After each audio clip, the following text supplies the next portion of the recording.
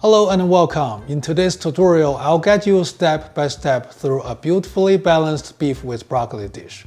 Tender beef, crisp broccoli, and a savory sauce that rivals your favorite restaurant. Stay with me because by the end, you will see how this classic Chinese-American recipe can become your go-to dinner. And don't worry, this is a beginner-friendly tutorial, so I will break down each step clearly, so you can recreate this flavorful restaurant quality meal right in at your own kitchen. For this dish, you don't need to use really expensive beef. Just regular everyday beef will be just fine. Let's take a look at the beef first. You can see the grain running in one direction. When we slice, we will cut against the grain. This step is super key. This is the first thing that decides whether your beef is tender or tough. Now let's get to slicing the beef. When we're working on a home stove, the heat isn't as tense as the restaurants, so two things matter. First, don't cut the beef too thick.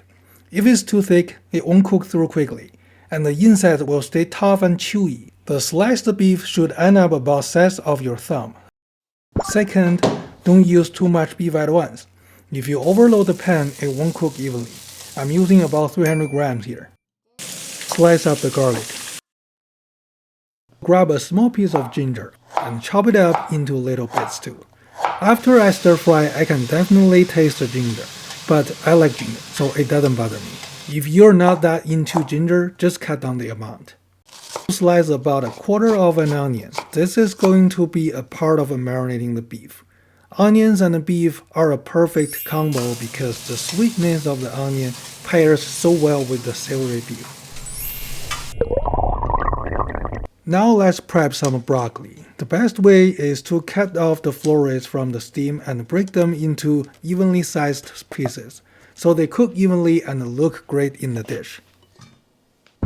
So now we're gonna marinate the beef. First off, take these onions and just give them a little squeeze in your hands. That way, all the onion flavor gets really released. Give it a good toss, so the beef really soaks up all that onion flavor. Now we're gonna add some salt, a bit of white pepper, sugar, baking soda, and some dark soy sauce. So let me just highlight this baking soda real quick. It's the secret weapon for tender beef, especially if you're new to the kitchen. It gives you some wiggle room, so even if you cook it a little bit longer, it still won't go tough. Once the beef has soaked up all those seasonings, we will add a bit of chicken broth. Then just keep gently mixing it in so the beef can soak up that chicken broth too. Add some potato starch. The potato starch creates light coating that locks in moisture, so when you cook the meat, it stays nice and tender instead of drying out. At the end, we add a bit of cooking oil. The oil also helps lock in the moisture, plus it lets you stir fry the beef nice and quick once it hits the pan. Once we have mixed evenly, our marinated beef is done. Just set it aside and we're good to go. Quick sauce. Toss in some soy sauce, oyster sauce, and sugar. Stir it all up until the sugars are all dissolved. And then we're gonna prep a big bowl of ice water, and then we will bring another pot of water to boil to blanch the broccoli. When the water boils again, just take the broccoli out right away and drop it in the cold water. That way it stays bright green and nice and crunchy. Next, we heat up a pan, ideally a cabin steel wok because that material can handle high heat really well. Drizzle a little bit oil and then give the wok a swirl. After that, we let the wok heat up on the stove for a bit until it's smoking hot. At that point, the bottom forms this non-stick oil layer, basically making it like a non-stick pan. So now we pour the oil into the wok and we heat it up to around 300 degrees. If you have a thermometer, you can check it. But if not, just dip a chopstick in, and when you see little bubbles forming around it, you're good to go. Toss the beef in. Once you spread it out, you will feel like this wok is just as non-stick as any non-stick pan. Super easy to work with. Over the highest heat, quickly break up the beef and as it cooks.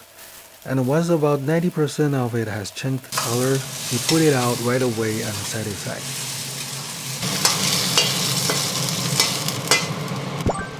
We don't need to clean the wok, we just need to add a little bit more oil there. Then on the high heat, we toss in the ginger and garlic we prepared earlier and give them a quick stir fry.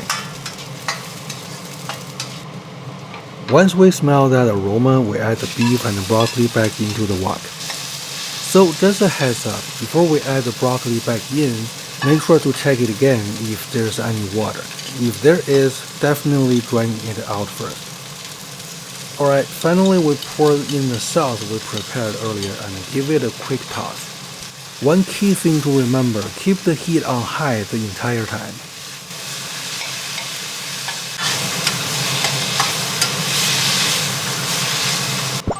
And lastly, we drizzle just a little sesame oil on top. That's the perfect finishing touch. And then we're ready to plate it up.